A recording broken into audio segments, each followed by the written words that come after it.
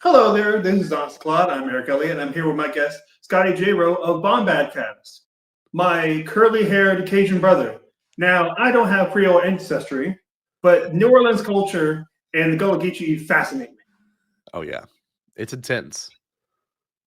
Scotty, what is Bombad? What is Bombadcast? Can you explain to the people that may not be privy? Oh my gosh, of course. Okay, so Bombadcast is a podcast that's been going on for about 6 years now. It's not so much a podcast anymore; it's more of a live stream show. We go live every Thursday at 8 p.m. Central Standard Time, and we look at all things weird, funny, and quirky in Star Wars. We of course look at the things that are also some of the most obscure stuff in Star Wars. We praise midichlorians. We love Jar Jar. Jar Jar is our mascot. We take a look at everything under the sun, including the new shows and a lot of old stuff too. We also watch random VHS. I'm just gonna grab one. I got a VHS right here. We also here we go. NFL Country with Billy Ray Cyrus. That's just something we probably watch in the next couple of weeks. So we do all kinds of fun stuff. We're goofy. We're fun. We've had the privilege to have Eric come on the show, call in shows. He was on. I don't know. Can we talk about how we discovered each other? Because then you figured us out from the crawfish stream, right? Was that? No. Oh, I thought that was. No, the first time I had ever seen one of your videos, I just wanted, I was getting hyped for Rise of Skywalker. Okay. And I just happened to see you guys, talk about the movies. Okay. And then a few years later, we saw each other on SSW Network. That was it. Now the Cal Ripken Jr. of that program, because I'm the most frequent guest who's not an official member of the channel. I was talking about how aliens in Star Wars frequently used as racialized metaphors. Yes, I remember this. I mentioned bed sand, which you cracked up, and Oh yeah.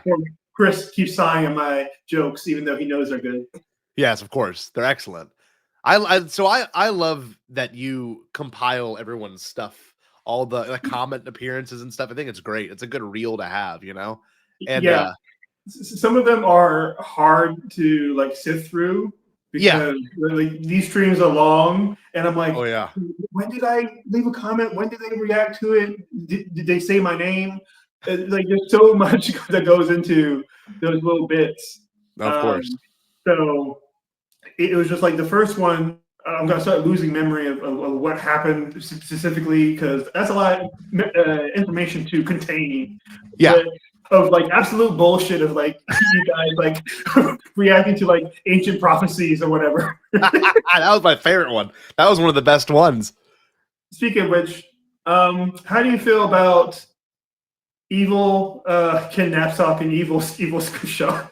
Oh, I mean, they definitely exist. I think there's parallel versions of all of us in some capacity. Even in real life, I've always felt that there's probably someone just like me. I don't know, somewhere else, maybe Ireland, maybe Japan, something. I don't know. And they're just the exact version of me, or they're the antithesis of me.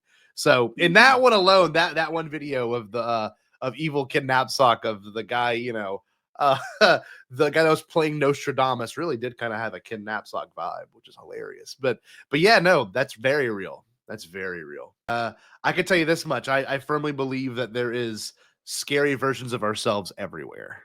For people that don't know, Ken Knapsack and Joseph Scrimshaw, they're great friends. They're both movie reviewers. I believe both of them have done acting and a little bit of directing, but each one of them, and they have their own Star Wars specific podcast. What is it called? Force Center. Yes. But yeah, they're great. They also have Lady and Jen. They have some great conversations, and I have a lot of respect for them. I've been watching Ken since when he was the host of Jedi Council for Collider, and we don't need to go into that drama of how that was snaked. But yeah, a long time ago. Yeah, so I'm I've been in the thick of nerddom for a long time. Yeah. Relative to my age, because obviously, people that are 90, what do you mean?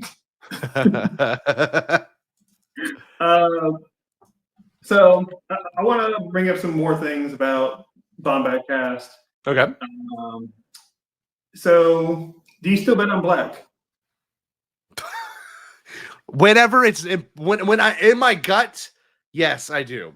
I always bet on black, baby. I'll do it Yeah. right now. We'll do some virtual gambling. Let's get us in trouble. I'll blame it on you. Maybe not right now. Never, Maybe not right now. Uh, Okay. for the context is that you guys are playing roulette digitally Yes.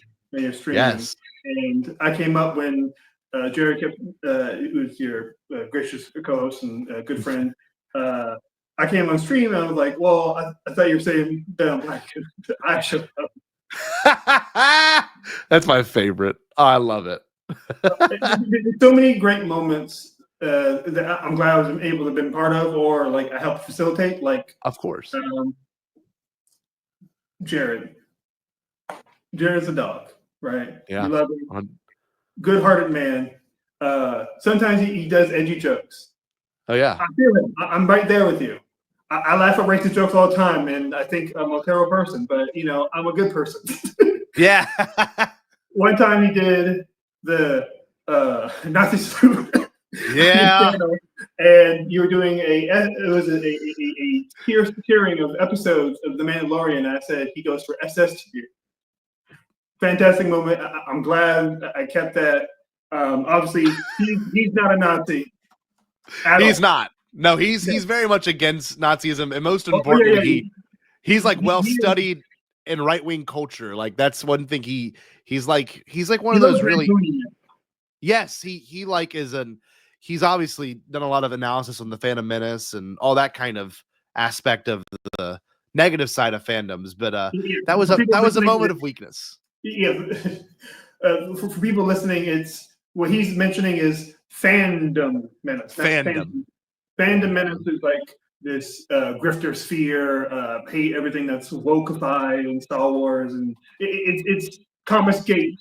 It's a Gamergate for Star Wars specifically. Yes. Just in case if people don't know the terminology that we're using. Yeah, of course. We talked a lot on the Crawdaddy stream when you were eating. Yeah. Yes. Where I asked if I mentioned your blatant horniness for Joe Organa. It's true. And I said, "Is it your whole pass?" And you're like, "No." And he mentioned like Gwen Stefani. Gwen Stefani. But in the past, which yes. I'm going to assume like that can only happen if you have a time machine or they make like some kind of replicant. I would pay for it. If I'm going to be honest with you, I would. Why? I'm telling you. Yes, so we got that. We got me talking about Ascension Banana and like how it goes through immense pain. I forgot about this. This is Eric. You're hitting us with the absolute gold, man. Good job. I love this. Well, I mean, I put all this into video form with Klaud Offshore. So like, my homework was rewatching my videos and like, oh yeah. And on your channel, it's where I started giving everyone rap names that interact with. Best. What's Jared's? I wish I could remember. Split Star, like Split Star. Yes.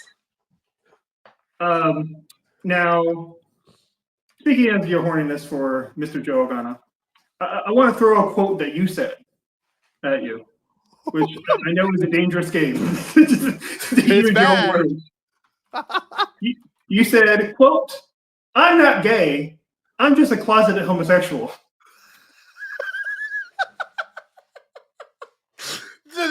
This is great. I feel like I'm standing on trial. This is amazing. Think of this more like hot gay. I am not gay. I don't think you're gay. It's just that I think I'm deeply closeted. I think it's that more people don't want to don't know how to categorize themselves because it doesn't fit into what most people think of in these individual boxes. Yeah. It's like either you're gay, straight, or bi, and like a lot of people don't realize. Well, there's more to that. There's queerness. There's panness. Like a lot of people in general conversation don't really understand. Yeah. And I think you I agree with that. can totally be straight and think a man or if a woman is attractive. Like No, that's not a bad thing. And it's like, not. yeah, I was like, I told who was it? The other Scotty Holiday, Oh, the who was best. queer and non-binary. I was just like, you know, most women would admit that Beyonce is hot. Yes. They could not have any, like, they may not want her, but they're just like, yeah, she's hot. Mm-hmm. And I feel like that should be more accepted with men. Of course. I think it's just more of like homosexuality and anything that's not straight has been so repudiated and misrepresented and like hated too much that it becomes like a knee-jerk reaction. Yeah. For a lot of men, like it is, it's actually quite sad because It I is. know most of them aren't actually hateful. It's just they are like building the environment so much that that's their immediate like go-to. It's how they validate their they try to validate their feelings that way with like when we were growing up, at least when I was in high school, it was, hey man, I love you. No homo, no homo. And like that's you can just tell someone you love them without implying any aspect of sexuality. Like I love a lot of people, but I never think about it in a sexual or a weird connotative. Like there's no connotation to that should be weird. It's just you're expressing your love for somebody. So yeah, I think thankfully we're steering away from that now. I think the culture is shifting in a much better light for that kind of acceptance and use of terminology. Wonderfully said. Thank you. Now, I've been going after you a little bit. I'm gonna go after myself. It's a smidgen, okay? For a while, I had no idea who Katie was. Now, for people that don't know, Katie is your wife. Not my wife. Yes. I first saw her in a picture with you on Instagram. Yes. And I did not know who Katie was. I thought this was an entirely different person. I mean this the most respectful way possible. I thought for a split second it was the YouTube reactor Chanel Riccio. Oh, okay. And to me, that should be like a compliment because I think both of them are beautiful. Oh, women. okay. I gotta look at this. Chanel, what? Chanel Riccio is an Italian last name. Oh, okay. Wait. Oh, wow. Holy cow. She does look a little bit like her. Yeah. So for a split second, I'm like, this is crazy. I was like, real time reaction. I was like, you go to like VidCon or something? Is he hanging out with other YouTubers? This immediately went to my brain. Oh, this is crazy. You are so right, though. She does have like the same, like almost diamond shaped kind of head and big cheeks and like the eyebrow. Oh my God, Eric, you're okay. Thank you. She's been told she looks like a lot of people, but I have never seen that one. That one's a good one. Fantastic. Wow. When I was a kid, I was told I looked like Troy Polamalu. Oh, okay. Wait, that's good too. Oh my God, Eric, I love this. This is excellent. Okay, so people are probably here for Star Wars. So let's talk a little Star Wars, right? Now, I know that you try to avoid saying what's my least favorite and favorite of whatever, because you say it puts in like some kind of negative connotations of like ranking things. Sure. Apparently, unless if it's Matrix 4, which I still think you should get another try, and it's actually pretty decent if you think of it as a book. But it's not a conversation. What film, book, or video game in Star Wars universe you're just like, you know what, it grew on you? Like maybe you didn't really love it as much, but you like now it's like, ooh, they had something there. Well, that's a really good question because for me personally, even as a kid, I was kind of the same way of like, I either knew if I liked it instantly, if I didn't like it. In terms of growing on me, there's a couple of things that come to mind. I was never a big fan of reading books as a kid. Like I was never a chapter book kid. And I'd always get Star Wars books as a kid. And like I had a whole lot at one point and I sold them all of them. All of it was all EU. Kept all the visual dictionaries. I like those. But a bunch of those EU books, I have one. I don't know if I have the cutaway one, but I have a couple of the other ones. But that being said, yeah, the books were never my jam until I got to college and like I kind of valued reading more and the quietness of reading. But as a kid, I was so active. So things that have definitely grown to me is actually sitting down and reading a Star Wars book or listening to it as an audiobook form. But like for example, Shadows of the Empire by Timothy Zahn. I've always had it around. It was always on the bookshelf. I rented it from the library and read about Jorah Sabaoth and like all that stuff. But I don't think it ever like actually was retaining or wasn't like really, I wasn't really digesting it. But now, yes, I really enjoy reading books. And that's something that it's so funny and little, but it's not like it's a particular piece of Star Wars media, but I would have never read the books I don't think if I would have taken the time to actually enjoy reading. So I would be missing out on a lot of good Star Wars if I didn't do that. A lot of good Star Wars is written. So, well, I don't know how many episodes you've seen of mine, but I've mentioned before, like I was not really a reader as a kid. I gravitated a lot towards comic books. Okay, yeah, there you go. Well, now you're an artist. But it's also a book you can read where it doesn't feel like it has to be kidified. Like a lot of picture books are presented that way. Yeah. Like they can have very mature themes. Like fucking Watchmen is not intended for children. No. So yeah, I was able to get into that realm, and that would attracted me because I hated reading novels as a kid. Yeah. I think I didn't read a full novel until I was in high school. Honestly, I was right out of high school. I like besides books we had to read, like we had to read The Giver and The Kill a Mockingbird. Like I read those, like I enjoyed them, but it was never at my leisure. It was always because we had to. And what was it? I read Catcher in the Rye. Yes. I was waiting. I was hoping for it to slap way harder. I'm just like, it's okay. It's an okay book. I'm like, for all the hype around it, it didn't really deliver for me. Yeah. I know for the time, it was like cutting edge. Oh, yeah. For the time period. The one I read as a kid that was very eye-opening was Animal Farm, the George Orwell book. We read it in 8th grade. I read most of it. That's an intense book. Like a class project, yeah. You learn a lot about fascism and all of that in that book, which was really honestly, I think reading that book in school, silly enough, helped me understand Star Wars more. You know what I mean? But like I said, I never would have picked up a Star Wars book if it wasn't for just understanding that reading can be fun. I always saw it as a assignment or as a chore. So I guess my media would be that, right? I think that would really be it. And now I read pretty much every day. Yeah, like I've called Leia our socialist space mom. 100% socialist space mom. It's beautiful. So one of the reasons I wanted to bring you up here, not just because I feel like the guy screaming chocolate in the one episode, he's like, "Finally, I got you." It's not just because of that. It's not just because I like having you and talking with you. Of course.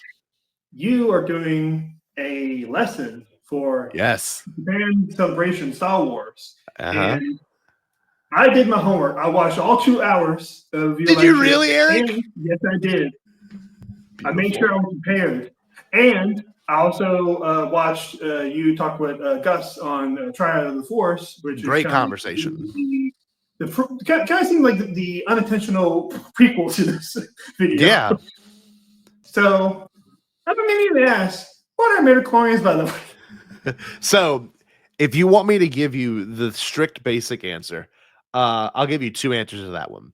Obviously, mostly a narrative device for George Lucas to explain the symbiosis of every living thing in our real world. That's all it was. But in the terms of lore, there was one obvious assumption and then one analyzed assumption. The misanalyzed assumption was that it directly correlated with power levels and how strong a Jedi was to the Force. While that is true, you correct XP. Yes, like an XP system in a video game. Completely, yes. But truly what it is and how we look at it was a way to rationalize how powerful Anakin was in the Force and how he was born of the Force itself. He had no father. He was a virgin born child. So it grew on its own since the 90s. And I know you and I both grew up in the early 2000s, and we probably had our fair share of criticisms towards the prequels that we heard. And now we're those kids that were prequel kids that are now the ones having podcasts and voicing our opinions and looking at things from different ways and challenging the people that came before and the kids that are fans now. We're in a really weird spot. All of us from basically the age of like 24 to 30 all have like this kind of arc where we just like, oh my gosh, the prequels, and it's like the prequels, and then it's like, oh, the prequels, and it's like, okay, and then we kind of evolve where we specifically love certain aspects, but there's some that may start to grow. I mean, a few of us are just die hard, love everything. Those movies. I'm not in that camp. There's still a lot of the artist in me cannot be like, I can't let this slide. I can't let some of these writing pass. But it's still like, it doesn't matter how much I dislike some portions of it. I love it. Of course, and it to me, it's only gotten better as more artists have come in and fleshed it out. Like midichlorians, they've been fairly untouched since George debuted them. And then, of course, James Luceno and the Darth Plagueis novel and, made them a little bit more in depth. And then everything else is kind of added to it. But, like, they're very much what you see is what you get. And however you interpret it. And I think my sole mission now as a fan and as someone who has been given the opportunity to present on this stuff at Celebration, August 18th, 3 p.m., the university stage. Having that opportunity to do that. I'm not trying to change minds. Changing minds usually doesn't work in this modern day culture. Who you like is who you like. What you like is what you like. But if I can open your mind, that's to me even better. I can't change it. You will always feel the way you felt. But if I opened it and made you feel a different way, then that's good. You've opened my mind with the Zillo Ray stuff. And honestly, Zillo Ray and midichlorians, that really, though, that there's kind of a pairing going there that you and I can actually analyze in our own video essay one day. Because the stuff that's going on at Mount Tantus, I mean, all M count stuff, Zillo stuff. I mean, like, to make the ultimate creature would be a creature that had the Zillo scales, but also had the midichlorian count of an Anakin Skywalker, right? It's just, and one other thing too about midichlorians, I want to just kind of let this sit for a second here too. It's not always about how many you have; it's about how open you are to them, And then, like the Ahsoka finale, we finally see Sabine open herself up to the Force, and Rey at the end of the Force Awakens, and those abilities, that energy flooded right back into them and gave them their body was open to that Force sensitivity at that point. I think a good way to have like a layman understand is the Force ability connection to midichlorians is like the difference between talent and skill. Yes. Oh, yes. Where talent is sort of like, for layman purposes, this to argue, it's kind of innate. Yeah. But skill is something that you have to hone in on. Whether that means, well, I mean, in Star Wars universe, it means like kind of a intuitive spiritual connection. Yes. But also like the more like, how is she strong? She didn't train. That side of it. It's both. Of course. So I think that's a good way to like have someone that doesn't really understand like how that is, because I think a lot of people still think of it as XP, and I don't necessarily blame them. Yeah, I don't blame them either. It isn't really explained well the whole wide concept, because it just kind of smacks in the face. It's like, oh, this is See, the thing. And that's I the think that's thing. why it has such a huge negative reaction, not just because they felt like it was like, oh, stepping on the toes of what was established before. Hmm. It's just the way it's presented is like it's frustrating to not have answers. Yes. And Yes. I think that blends well into like the mystery of it. You're trying to put it into a scientific microscope, but Hmm. ultimately this is a fantasy series where Yes. there's a large emphasis on the spirituality, on Hmm. the living embodiment of like connecting everything, rather Hmm. than just what is this crude matter, as Yoda would put it.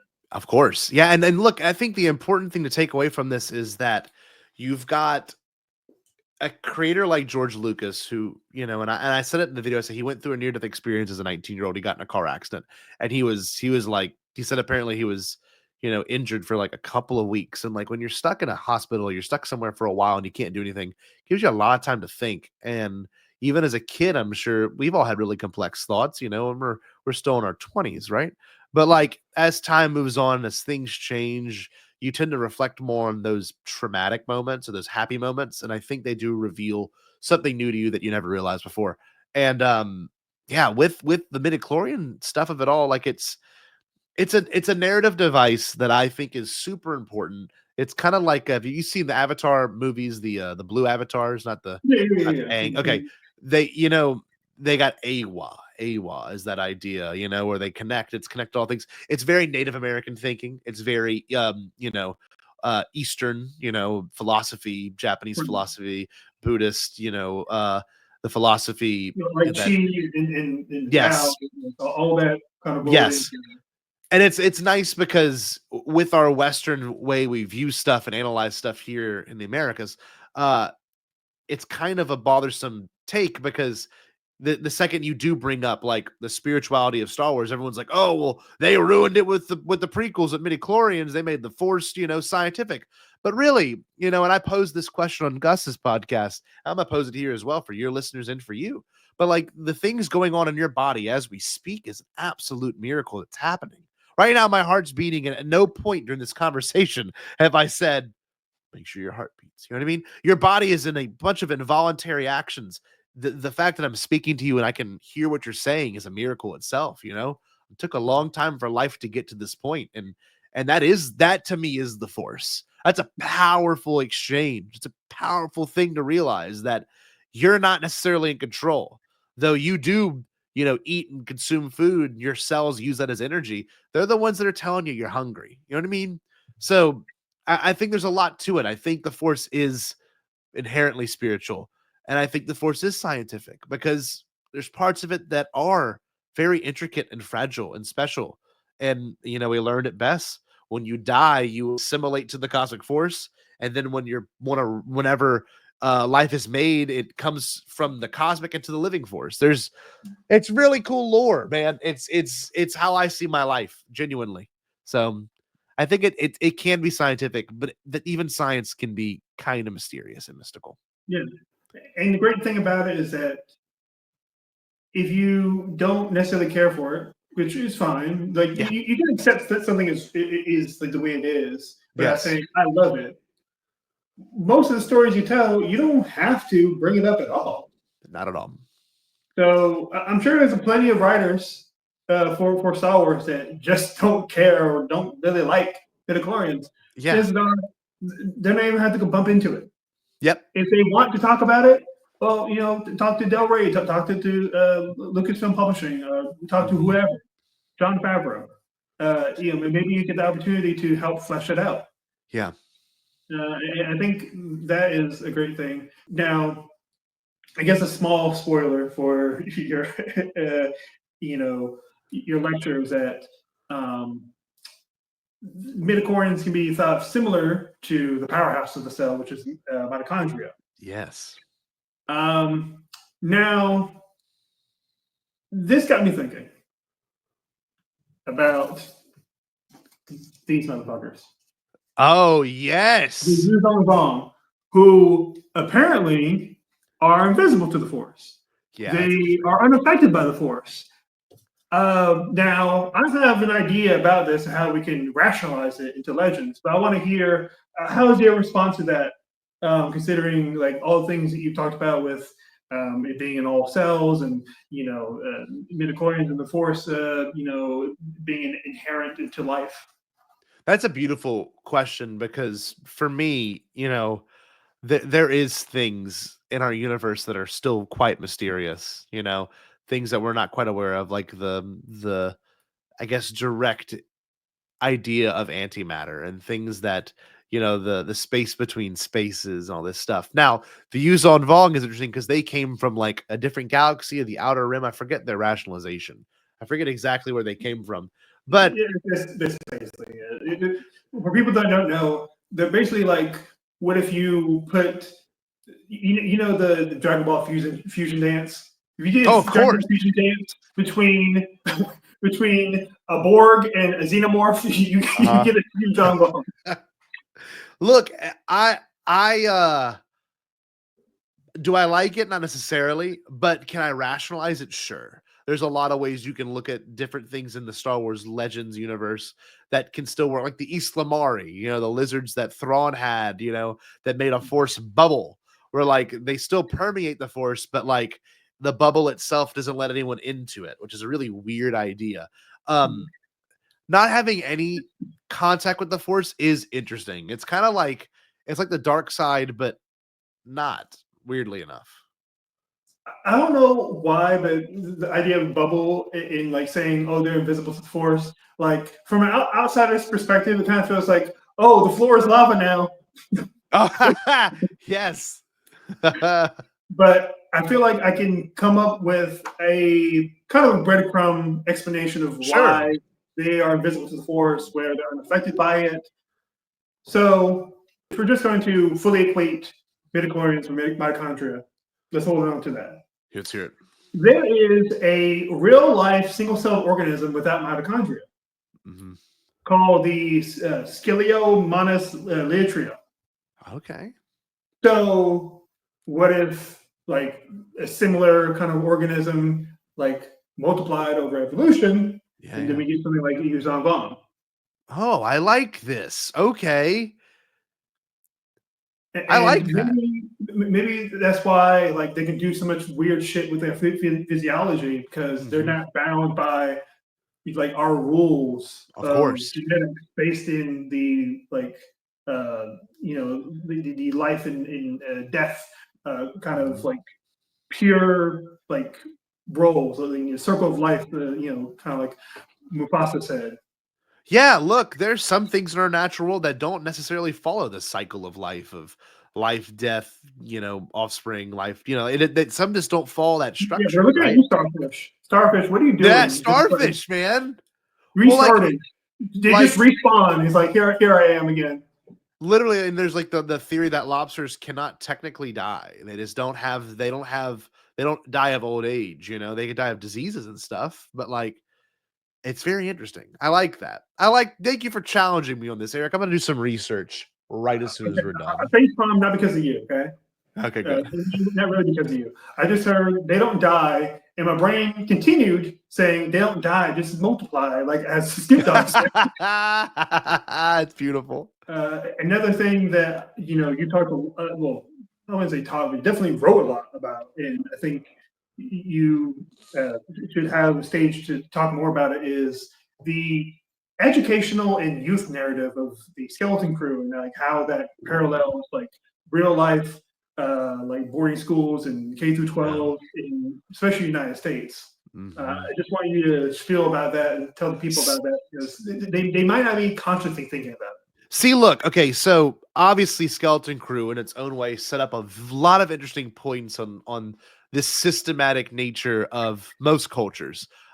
Be it you can name a ton that are very systematic. Like I know the Japanese have a very structured culture of you go to school, you go to college, after college you find a career and you do that career for the rest of your life. And for some reason by the age of 14 they look at kids and they're like, "All right, what you start getting your brain going. Where are we at? What are we gonna do?" I Doing mean, and we've had those weird conversations with guidance counselors. We've had those weird conversations with other professors, and academic coaches and stuff. And, I'm part of the system. Unfortunately, I'm an educator, and, part of the curriculum that I teach in my 8th grade class is I teach a broadcasting class, and I always get people in the broadcasting realm to talk to the kids and tell them what it's like with their day-to-day job if they're really interested in that sort of thing. But in Skeleton Crew, it poses the whole idea of like, okay, here's a systematic culture. Here's a culture that's rooted in systems. You are to pass this assessment, and when you pass it and you take it, it's going to determine what your possible career path is going to be. And then from there, we will train you heavily in that particular area. And it seemed that it was a very mathematics heavy area in the Skeleton Crew, culture. And unfortunately, I do think mathematics is the most helpful thing you can learn in school. Genuinely, that and like an ELA class, grammar, English, those are two of the most important. But there's a reason why there's core curriculums everywhere. Some schools value things differently. Like, well, with math and like, there's so much taken off the table. It's like you just like know nothing, and the most universal thing is money. If you don't know how to subtract and divide and all that, how to do compound interest, that would have been helpful knowing literally growing up my entire life, and I think that goes for everyone, because I only learned that when I got to my last couple of years in high school, and then I learned it again in college, and then you learn it the real way, and it's even worse. But in Skeleton Crew, they pose the idea that everything's systematic. You got to follow this structure, and then of course they break the mold with that. But the episodes that stood out to me was when they had the little, I'm thinking they're in 6th grade. That's the age I'm getting, 6th grade. Maybe the 2 girls are in 7th grade. Just the way they look and the way they speak to each other just gives me those vibes. But when you're watching, how often in the same class, like, at that age range, like the girls are automatically physically and mentally more mature. Oh my God. Than the boys are. Oh, dude, I can tell you today, and for those that are listening or they're unaware of anything that I've done, I'm an educator. I've been teaching now for 7 years in the middle school system, and I taught science for 4 years, and I've been teaching computer for 3 years, or a computer class, an auxiliary class.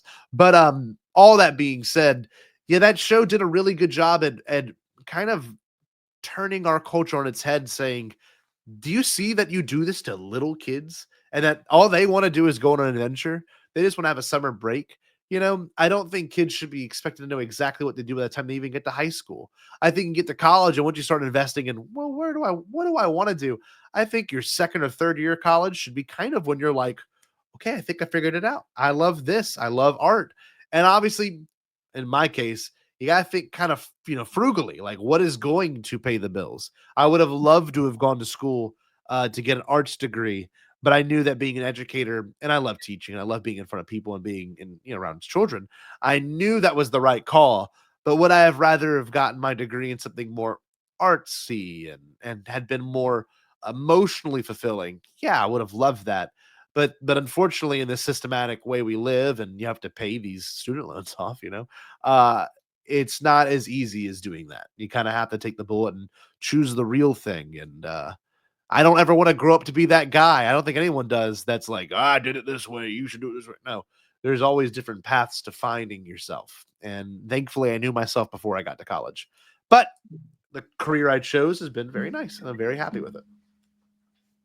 Yeah, something that popped in my head is like all these idiots are, freaking out with like thinking that the harm towards children is that they know trans people exist. No, it's that you're putting on the pressure of like everything about their life is on their shoulders at this moment, and you just slap it in their face, and like it is debilitating. It's insane. And a lot of them, their response is, I don't want to think about it. Like you push it so hard on them that they have no drive a lot of times. Yeah, none. Like, the only way I'm going to survive is I got to do 9 to 5 that I don't want, and that's how a lot of them think. Oh yeah, because you also start telling them that, oh, you're going to be over your head in debt, and it's like, well, that doesn't sound good. Like, imagine telling that to a 13-year-old, and like they don't feel anxiety. Oh my God! Could you imagine? I'm 27. Yeah, you're like, mom and dad are spending a lot of money on me to be able to go to this school. I better not mess it up. And like, no, you're a kid. You're going to make mistakes. You better mess up. That's the point Yeah. of being a kid. Yeah. As a kid, you get chances to mess up. The second you become an adult, messing up does kind of follow you. You know what I mean? Right. I always told kids this. I said, you need to get in your fist fights until you're 18. The second you turn 18, it becomes an actual lawsuit. Like it actually can become like, I've told this to a class of kids. I'm like, if you want to get in fist fights, do it up until the day you turn 18, because legally, for the most part, you can write that off as just a little fight and you're over it and your parents can talk it over and you're good. But the second you start making big boy mistakes and you are a big boy or a big girl or a big non-binary person, that is whenever it's done. It's no longer fun. And there's no scapegoat anymore. Not saying you should commit You try to crime. keep it real, and now you're spending 3 years on house arrest. Really, to take someone's job. But no, Eric, I'm glad you asked that because as an educator now, I do my best to never make kids feel pressured. Do I kind of open their eyes to opportunity? Yeah. Am I one of the few teachers that talks to them like an adult when I probably shouldn't? Yeah. Had a kid ask me today. They were like, and I work at a Catholic school. Like, how do you feel about gay people? I'm like, that's the craziest thing. I love anyone. I don't care who they are. They could be. I said and I was like, my dad, my father-in-law. This is a real story. My father-in-law is a ex-con.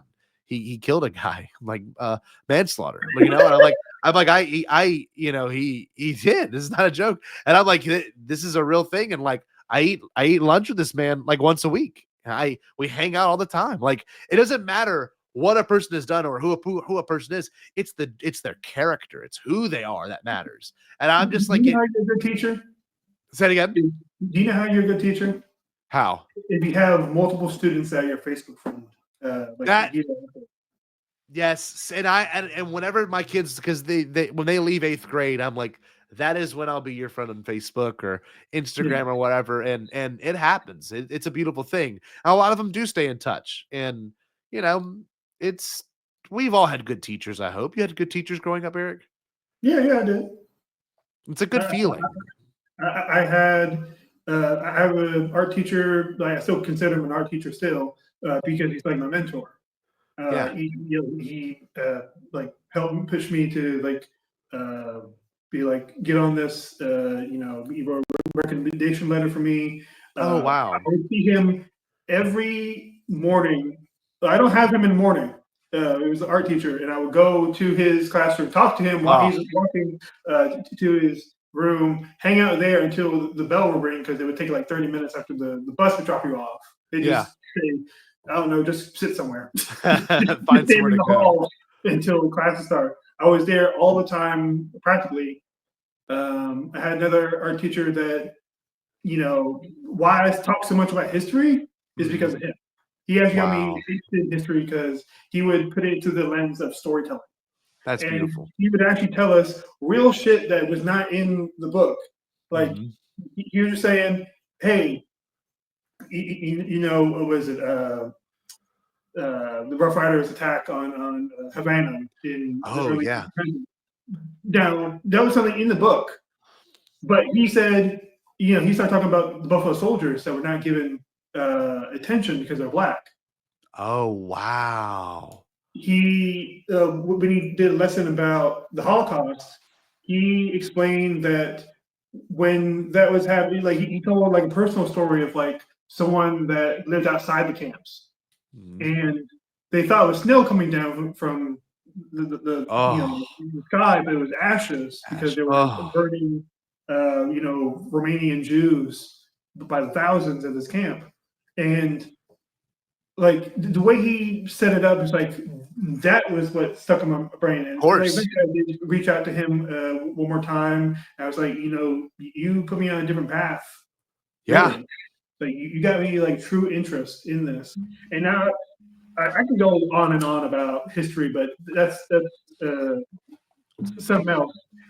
Let's talk about stupid shit. Yeah. So you know about Zilla Ray? Of course I do. You know about Mutt Snoke?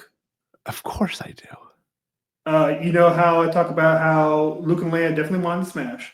Hey, it's a genetic thing, man. The midichlorians. Do you know about Geode Moon? Geode Moon. Geode as in the High Republic character? Yes, the High Republic character. Oh, okay, let's hear it. He's just a tall, strong, and handsome slab of rock. it. Who, Jedi High Republic, which is like hundreds of years before most of the events of the movies. My theory is that he will go out into the vacuum of space. He will start to grow into a moon. Okay. Over many, many decades. And then shortly after episode 9, he crushes Chewbacca like the moon crushed him in Legends. Yes. Oh, that's hilarious. I love that.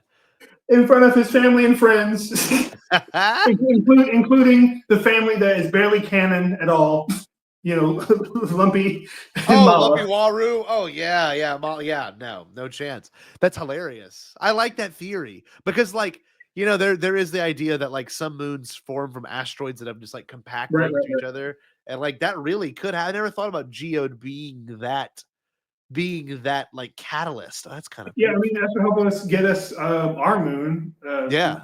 Asteroid hit us a long fucking time ago, and then off and like, oh look, I guess we got this for now.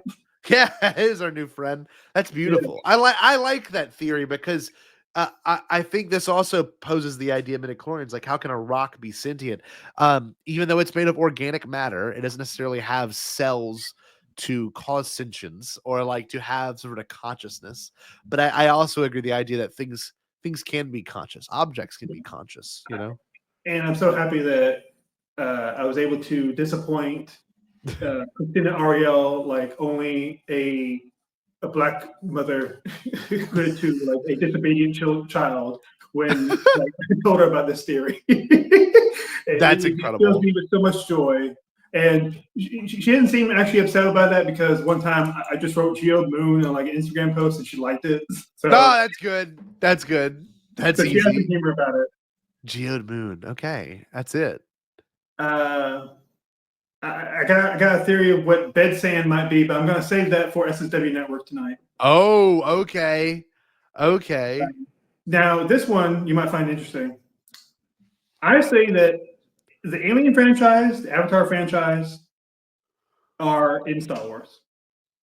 They're in the same universe. Okay. So James Cameron, in his script for Avatar, mentions alien with a capital A. That's interesting. So to me, it's not so crazy to say they're in the same universe.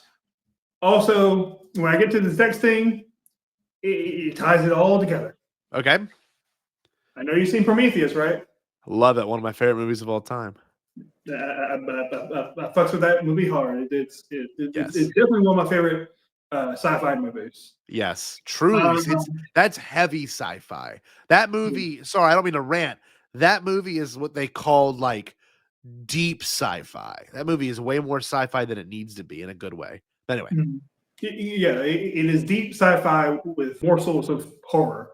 Yes. Now, you remember the engineers in the Aliens franchise are responsible for humanity to come. Now, in Star Wars, where are these humans coming from? Why is there like fucking 5 billion humans just everywhere? I don't know. So you're gonna tell me they came from a colony on Earth a long time ago? To me, the engineers behind it. It also explains why there's so many humanoid alien races, like the Na'vi of Avatar. Yes. The Twilight. Fucking Dathomirians. Yes. And we've seen that a Twilight and a human can have children in the Clone Wars. And the only way that makes sense is like they have very similar genetics. Yes. So I'm saying maybe the engineers just found like different alien races and they kind of like engineered them to engineer to be like humanoid.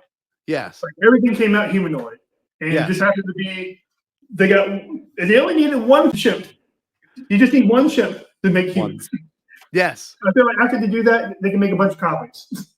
That's a good point too, because like there's some things that are kind of out of place, but like these things could still take place in a galaxy far, far away. We really don't know the origin of the engineers per se. You We know, we just know they've don't been know. along for a long time. Yes, and like it's not out of the ordinary that it could be in a different galaxy that they were able to travel to. Their technology was extremely advanced for the time, quote unquote, for their time. Right. Until humans were able to reach that planet and then start the process of the xenomorph and all that. Yeah. But damn, Eric, I like this. And I've always liked the avatar idea of like being able to transfer your body into another organism and like retain your memories. That if I were to die, that's kind of how I'd want to do it. I would love just to transfer my body into another grown ass man and just be able to retain what I own and have. Yeah, like I know when you spoke with Gus, you talked about like you believe that there's like talent and memory transfer after death, like Yes. kind of spiritual sense.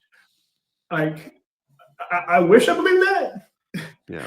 I also wish that I believe there was an afterlife because the idea of dying and there's nothing else is pretty bleak.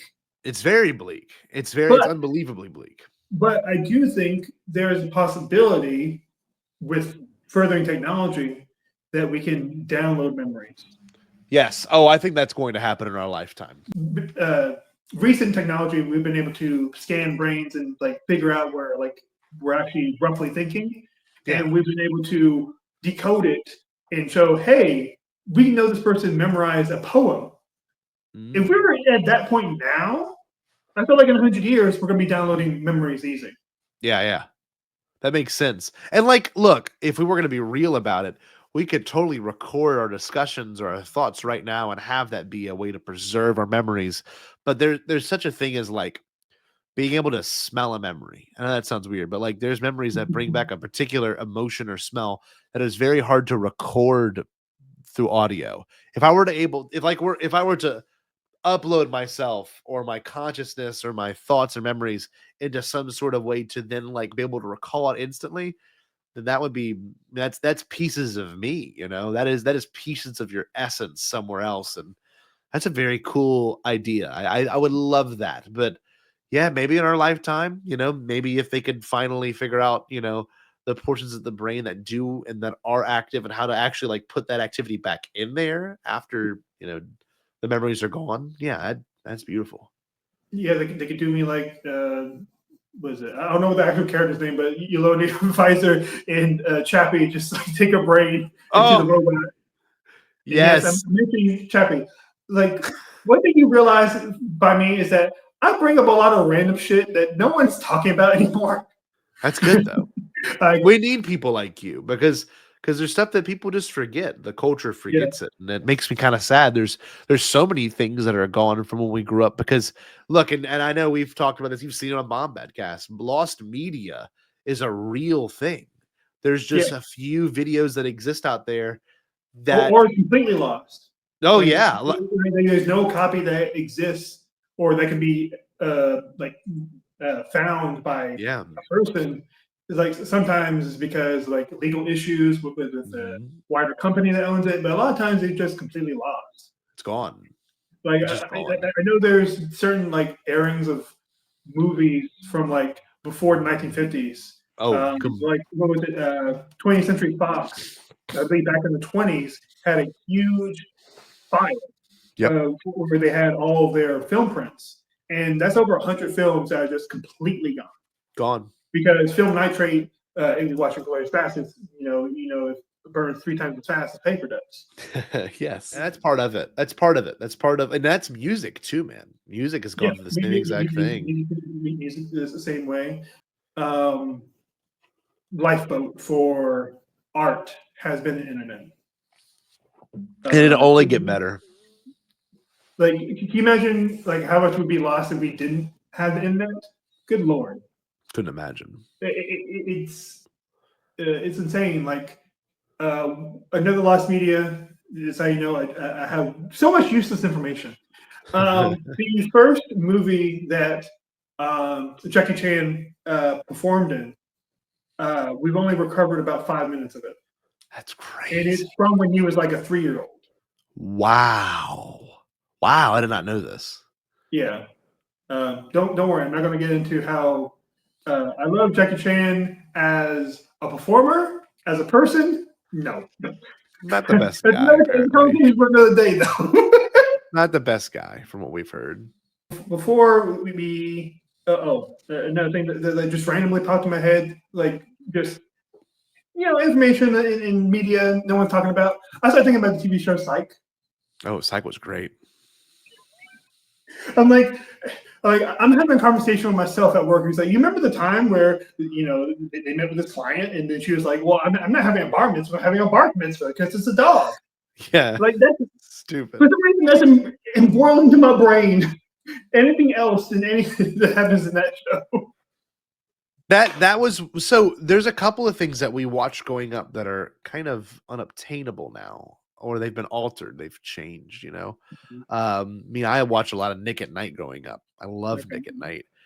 Family Matters, Fresh Prince of Bel-Air, Cosby Show. There's like some things now we can't even watch anymore because it has this negative connotation around it, and Cosby Show is one of them. Failed the seas of the web are yeah. Unless you're in that time. If you want any official context, then no. A lot of it is lost. So, hey, I know I might get blowback for this, but seems like in certain contexts, pirating is a good thing. Yes. Just saying. I'm not saying I would never recommend it. What do you mean? I'm an upstanding person. I'm a law-abiding citizen. Anyway, can't you tell? Law-abiding citizen. Yeah, that's fantastic. Yes, that's great. You ready to get as high as my hairline? Yep, that's it. Let's do it, dog. This is it. Well, that's pretty high too. So, before we get to the Gup Shit Out, is there anything you want to talk about? Any questions you want to pose for me? I know you did Q&A tonight, but I feel like I got a lot of Q&A done. You did. It was perfect. So I got 3 things I want to ask you. Okay. Now these 3 things can obviously vary from topic to topic, feeling to feeling, day to day. Really. Here's the first one. This one's not very difficult. I think it's a Star Wars question, so don't get too freaked out. Mm-hmm. Here we go. You ready? Yep. Where's Kenobi at in your show? Not rankings, but when I say Kenobi, what's the first thought that comes to mind? Because mine's starting to change a little bit, and it makes me kind of sad. The first thing that pops in my head when I hear Kenobi in the context of the show, is I think about how beautiful the goodbye that Kenobi has to Leia on Ong-Bak. Perfect. It's one of my favorite scenes in live action Star Wars television. Period. It's the best. And I was someone that I've always I've been on the train for Obi-Wan movie to happen for a long time. For a long time. But I remember I strictly didn't want Darth Vader. And when I heard Leia, I'm like, okay, little kid Leia, whatever. Then I saw Vivian Leia Blair, and I saw how well she did it. And I know if Carrie Fisher was around and she saw that, she would cry her fucking eyes out. Oh, 100%. I knew she was the one. The one. I like that answer. For me, that scene stands out. Little Leia is the selling point for me, and that was the thing when none of us knew going into it. We all thought he was going to protect Luke for 6 episodes straight. Little Leia's would surprise all of us. And I will say one thing to that too. I love the show still, but I think you look at all the other Star Wars shows that came before and after now, it just hasn't, the visuals just haven't aged as, the visuals are just holding it back just a little bit for me. For 2022, I'm like, man, there's so much more. I don't get too hung up on visuals. Yeah. Because, there's plenty of low budget movies Yes. that have iffy CGI. Yeah. Thankfully, most of them know better to not try to rely on it too much. Yeah. Like one of my favorite movies, and I will fucking like. This is part of my blood. Ong-Bak the Thai Warrior is one of the best martial arts movies that's ever been. What is it again? Ong-Bak the Thai Warrior. I'm looking this up. It has Tony Jaa in it. It's the movie that. Oh, 2003. Oh, this looks sick. It is. The man kicks. So in Muay Thai, a lot of your kicks are knee based. This man knees away a fridge in camera. No way. He does so many things attached with his knees. It's incredible, and it's not just like incredible fight scenes. It's also like it is surprisingly emotional. This looks great. I want to watch this. And especially if you're someone that respects spirituality, you talk about like the hero's journey, has all those. Oh, I gotta watch this. I'm adding this to my list right now. This looks badass. Huh. Well, thanks, Eric. Yeah, if you need random movie suggestions, you just like that you never heard of, I got you. That's a good one. Okay, so I like that. Okay, I got two other questions. I'm sorry. You need to finish your point. I'm sorry. But yeah, on Ong-Bak, there's one horrible shot of like, the main character gets like rewarded with coins, like they get thrown at him, and there's like a shot of like a CGI coin that just like goes over the camera, and it feels like almost like it's like, ooh, look, 3D effect. That's how it feels. I'm like, I hate how that looks. I don't care. Yeah, so like I'm someone that cares a lot about the craft making of movies, but ultimately what I'm there for is the story. If the story is good, then like everything else is secondary in my mind. Yeah, that's beautiful. Okay, another question for you. Ready? What art that you've made, any particular art right now, maybe your most recent piece, do you feel the strongest towards? And this could be a strong feeling of love, of gratitude, of pride, of expression. You're a great artist, and I've always like I make music. I don't make it as much as I used to, but when I do, like, it's a very passionate experience. It's a very, this has got to be this way because it feels right. But for you, like, to be drawing and to be crafting, is there one that you've made recently that you're just like, damn, I'm proud of this? I'd say for recently, because I feel like once you start going back, it feels more like an heirloom. It feels very different. But ultimately, I feel like what you tend to care about the most is what you put the most dedication to. The thing that I definitely put the most dedication to is my fan script for episode 9. Oh, okay. 132 pages. I started it. I started for the first time. I made like bullet points for like ideas. Was back like a week after Rise of Skywalker came out. Wow! So you were already like. And then I started to actually type it out next year. Then I stopped doing that because I got caught up in other things, and then I started really honing in last year. I learned how to do the script format properly. Oh, there we go. It changed so much. I'm working on a novelization of the script. I'm working on an audio video aid so people actually will like absorb it because I'm the only one that has read it. People, they don't read it. And I'm going to do Easter egg breakdowns because like I'm not just a nerd that likes Star Wars and obsesses about Star Wars. Like I put in like things about like the ideas of myth, ideas of other movies, and doing parallels to that because I think that's one thing that was where you can see it. Don't get me wrong. I love I will never hate J.J. Abrams. That being said, it's very clear that he is a movie fan director and not a film fan director. There you go. He is not someone that really studies film and like really tries to hone in like how does this work, how does that work, what kind of homages, why does this make sense. Like he doesn't say he doesn't make really fun Amazing. movies. Yeah. Force Awakens is one of my favorite movies, bar Ever. none. Yeah. But Same. it's not pulling from the same kind of intellectualism of like Guillermo del Toro. Yeah.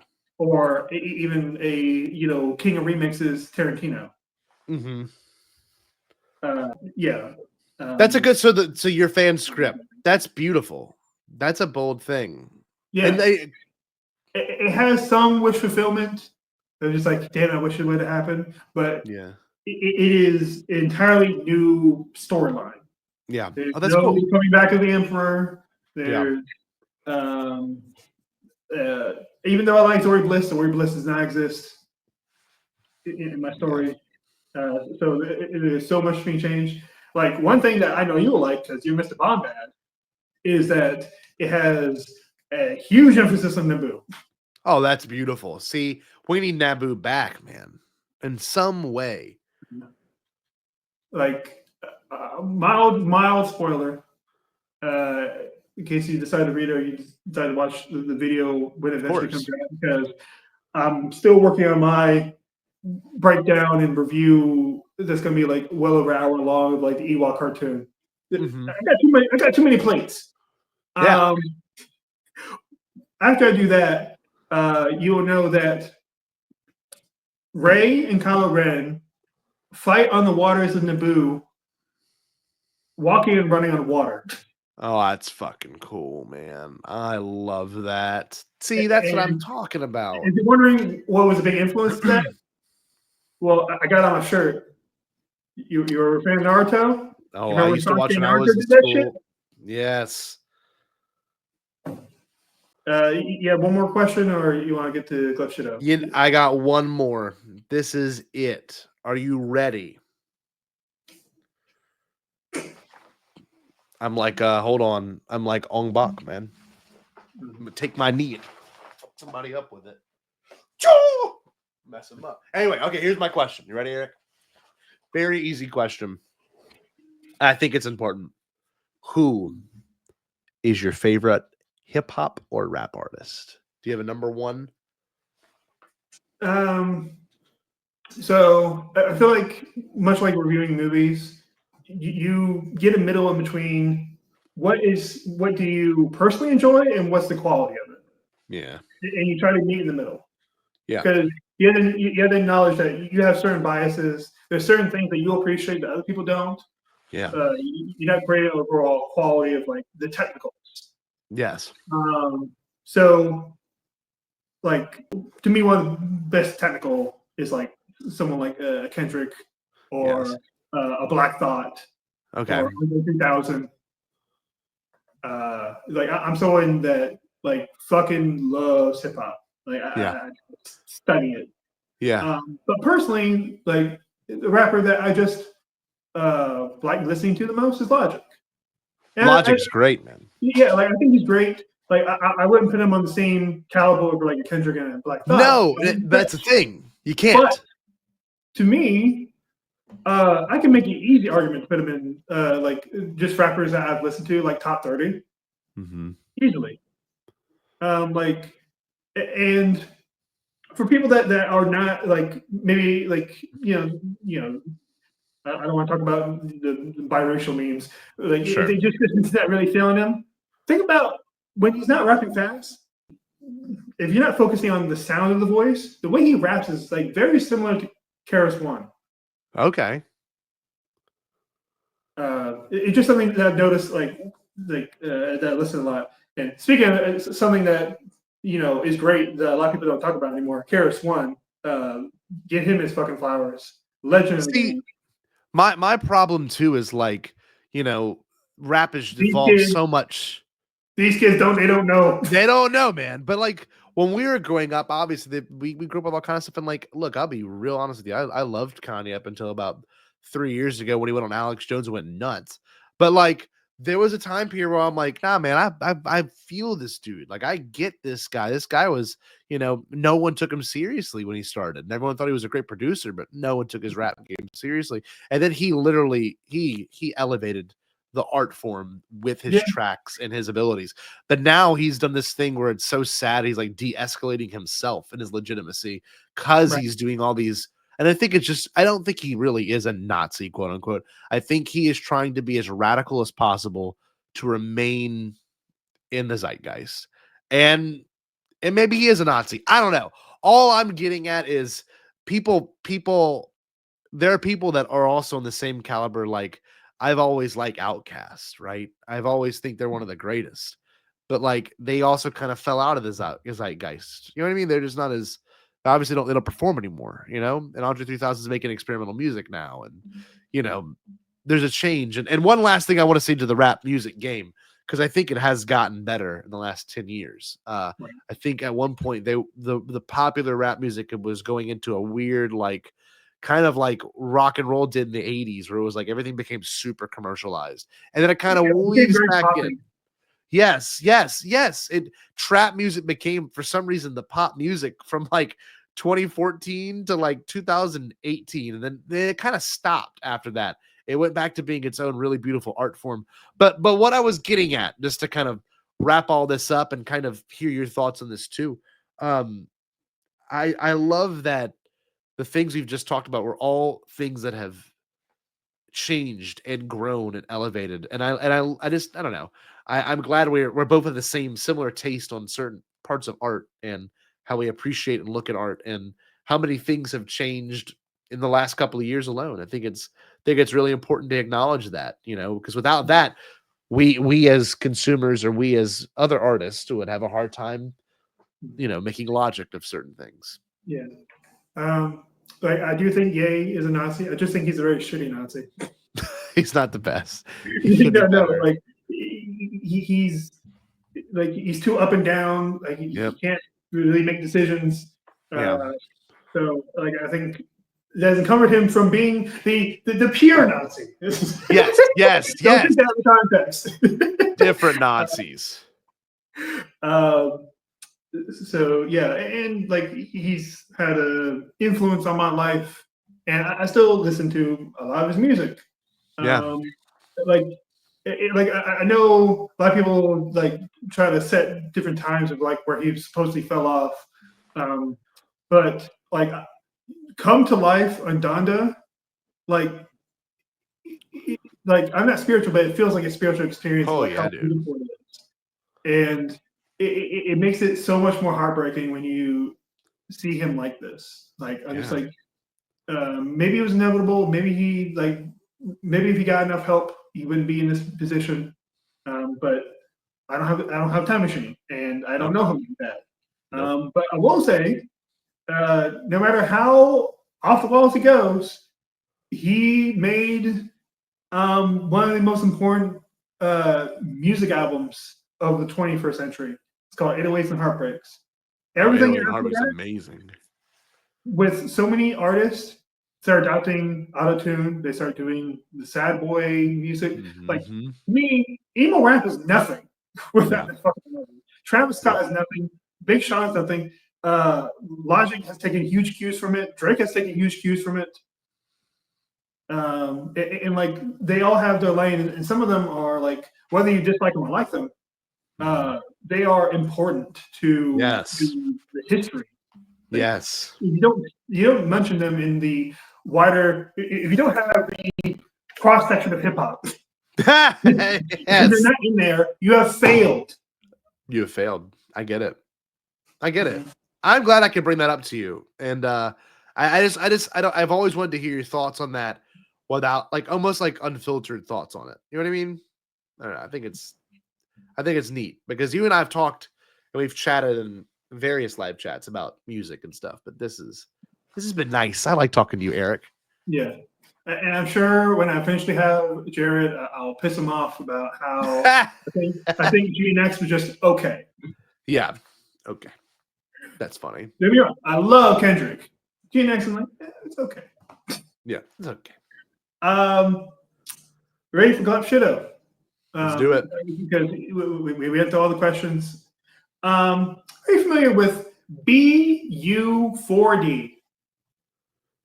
Can I look it up or no? Do you want me to keep this? I'll really not, because I have a picture. BU4D. This is okay. Whoa. He is okay. Whoa, wait. That character is in The Force Awakens. No. Yeah. Yes. Yep.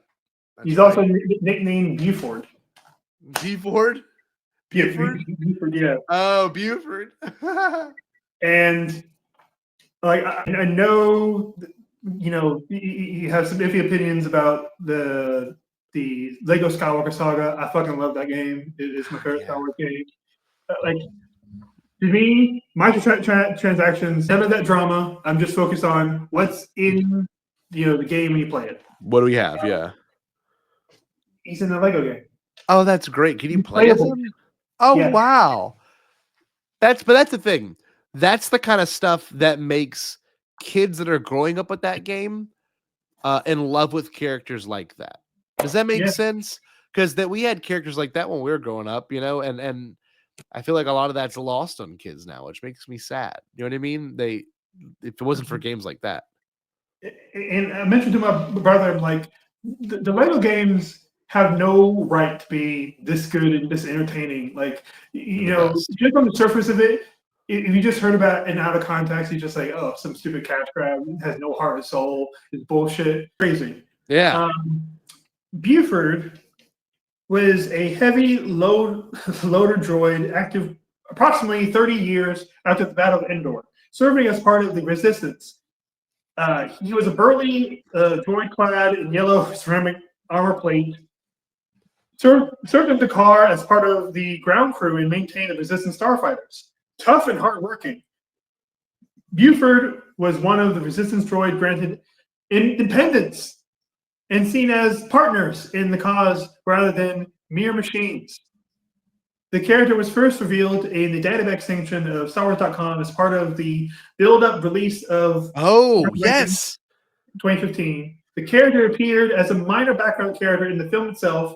Concept art of Buford for the title Resistance-Based Droid H012 was created by pre-production in the film of 2013 by creature concept designer Jake Lunt Davies. I did not know all that. But what the funny thing is, the thing that you bring up that I think is particularly interesting is that it was one of the characters that was kind of revealed as, the rollout for the Force Awakens happening, because there was a bunch of weird little characters like that we saw glimpses of and leaks of and pictures of. That's great. I like that. Thank you, Eric. Feel about Buford, BU4D. I like it. I like the design a lot, actually. The design almost kind of has the, the people in Monsters Inc. that bust through the freaking ceiling. Yeah. Has that kind of look to it, the yellow and the red kind of design. Can you guys see the picture one more time? Because I thought of something else, like, as you showed me the image. Because there's kind of like a Jetsons quality to like the stance of this. Yeah, there's kind of like not much movement there, man. No neck. The neck is stationary.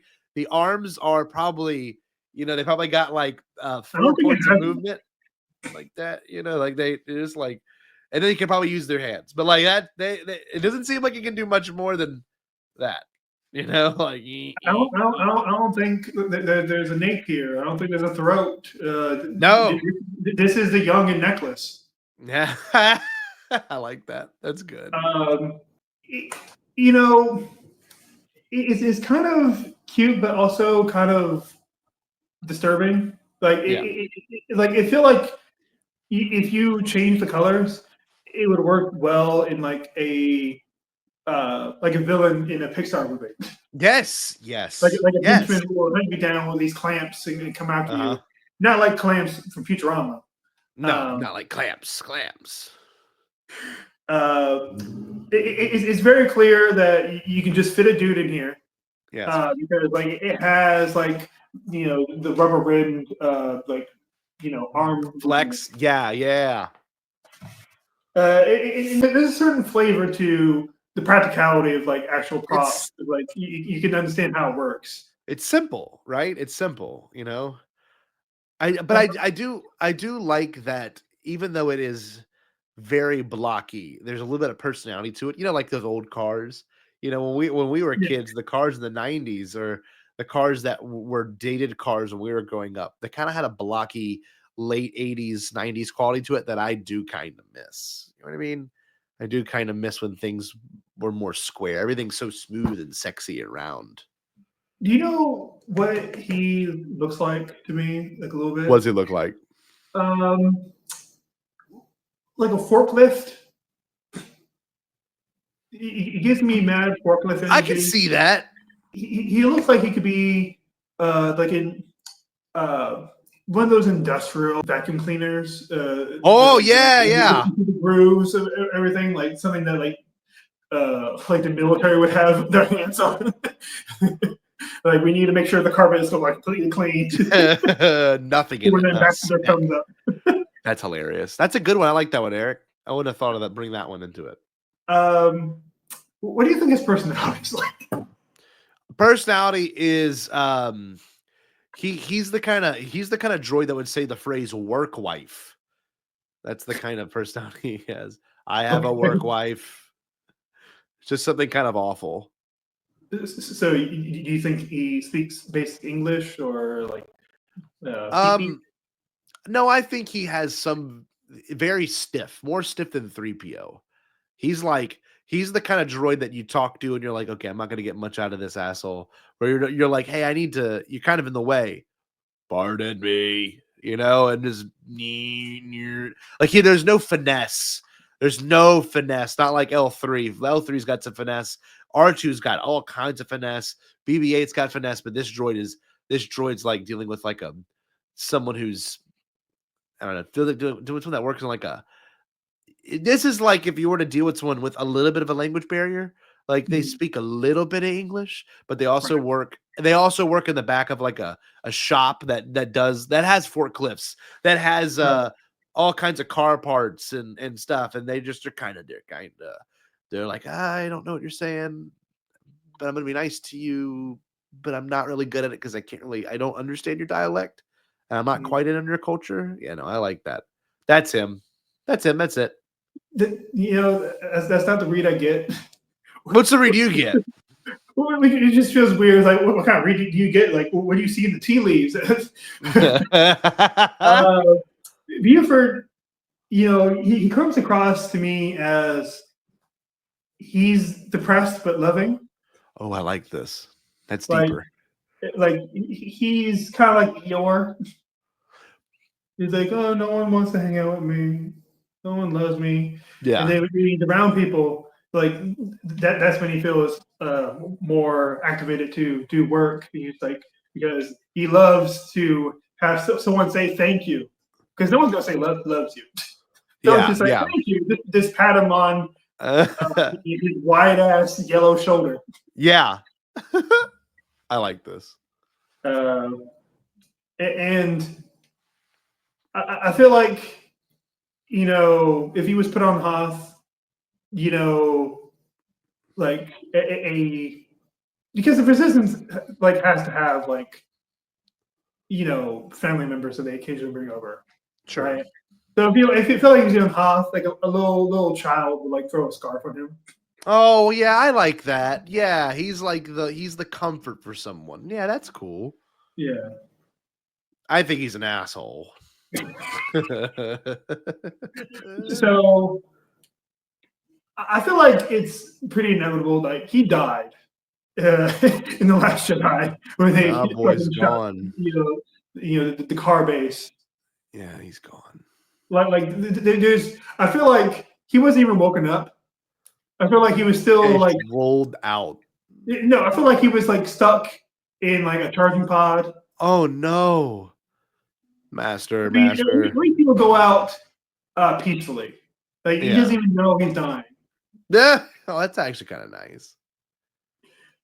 So yeah, I don't think we're gonna get any more stories about Buford. But never say never. Never say never. Good name too, Buford. You don't hear that name I often. feel like this is Buford. definitely a character that how many decades from now they do a certain point of view for Force Awakens. That's right. Man, it'll 2055. We're doing the 40-year thing, like everything. Yeah, That'd be wild. yeah, Good Lord. That's literally 30 years from now. Good yeah, Christ. yeah. And we'll be reading it. When I finally have White Temple, and it's It's like, there. yeah, I got the book. 30 I got years from now, I'll be 60 years old. Good Jesus Christ. Eric's making me question my mortality right now. Not Bombad behavior, I mind you, brother. Is there any last thoughts or ideas or something you want to mention about your channel or my channel? I want to say this. Eric Elliott's the best out there. He sure knows how to stay Bombad. Yeah. And I love Honest to Klaud. I'm We're, glad you've we're, been on. we're almost at the 2-year anniversary of me starting this channel. Dos Yeah. years. Yeah, no, I thank you for having me on, though. Genuinely, it's been a long time coming, and I think it came at the right time. Honestly, there's a lot of cool things happening right now, creatively for me.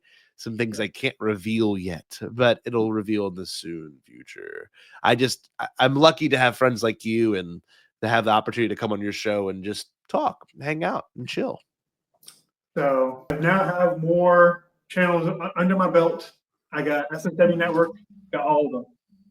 This is the Way Speakers, got all of them. Bombadcast, I'm all of them. Baraxium, I'm coming after you. Well, that's right. Baraxium's next, man. So how do you feel about your co-host and friend saying, quote, that is the Pornhub generation writing Star Wars? I'm not going to defend Jerry. That's not what I'm here to do. It's one of my favorite quotes I've had on my channel. Dude, I Jerry. think about it at least once a week. It pops in my head. I'm telling you this much, Eric. Jerry is one of my favorite people of all time because Jerry, we met at very pivotal times in our lives. I was about to finish college, and he was like on the downside of his marriage, and it was just like boom, we joined together. And Jerry's my other half, emotionally speaking. And yeah, no, that's fitting. That's perfect for him. That is a very good Jerry quote. I love that. Well, after I did my video with him, he just like, you got strapped in for Scotty. That's right. He's a whole nother thing. So once again, thank you for having being on my channel. Of course. Long time coming, but it was absolutely worth it. And stay Bombad and go Tigers. Go Tigers! Go Tigers! Go Tigers! Go Tigers! Go Tigers! Go Tigers! Go Tigers! Go Tigers!